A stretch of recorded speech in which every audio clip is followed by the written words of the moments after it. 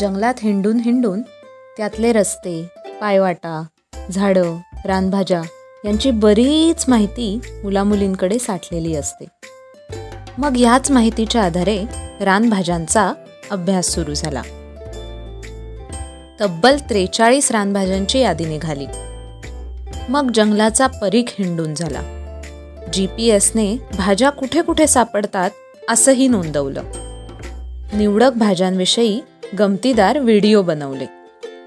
बाजारातून विकत आणि जंगलातून फुकट असा एक तक्ताही मग तयार केला.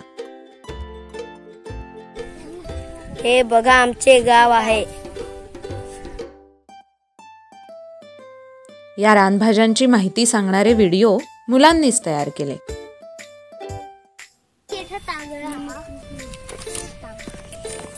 ही बघा तांदळा आहे. लाल म्हणजे आणि की त्याची पानं कशी करे असतात. पान लांब आहे. हे बघा आणि चोपडाचा आहे. त्याला आता फुलं आलेले आहे.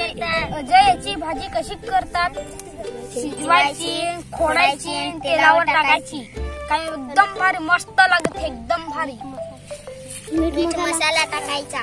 मस्त लागते एकदम भारी आहे. आणि त्या पाना कशी करतात ते शिजवायचा म्हणजे पाणी तसा गरम टाकायचा. झाकण द्यायचा. त्यावर झाला ना पिळायचा. असा पिळायचा. काय मग तेलावर टाकायचा.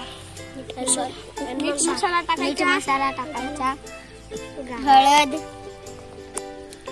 मीठ, तिखट तव्यावर करायचा. अशा प्रकारे इकडे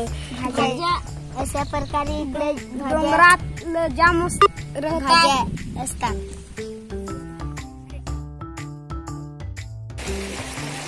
हे आमच्या गावचे माठभाजी आहे. आणि याचे पाना जरा पिसकोळे आहेत.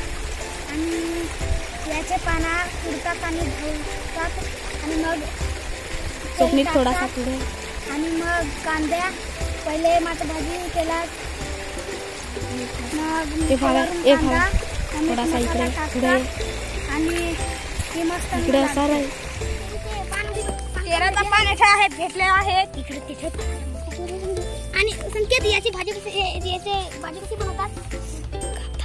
त्याच्या असा गुंडतात आणि कापतात. बेसन टाकतात, कालवतात. पिशवीत गुंडतात आणि ठेवतात. मग शिजतात. मग कापायचा असा तेलावर टाकायचा. मग मस्त लागत आहे.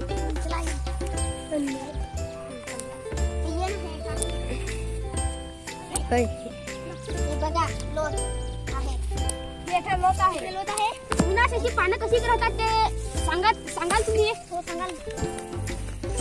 खूप लांब आहेत आणि इकडे तिकडे झाली वाकडी तिकडे अशी पानं राहतात. आणि कधी याची भाजी कशी बनवतात. लांब जाड आहे. याची भाजी कशी बनवतात. आणि वाळवतात. पाण्यामध्ये उकळवून तेलावर टाकतात. मीठ मसाला टाकतात. खूप छान लागतात. मीठ मसाला टाकतात.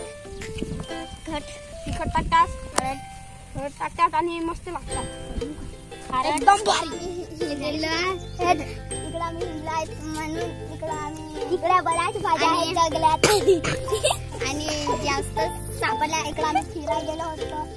छोटे मुलं आणि 30 भाज्या सापडल्या होत्या. आम्हाला 30 भाज्या सापडल्या होत्या.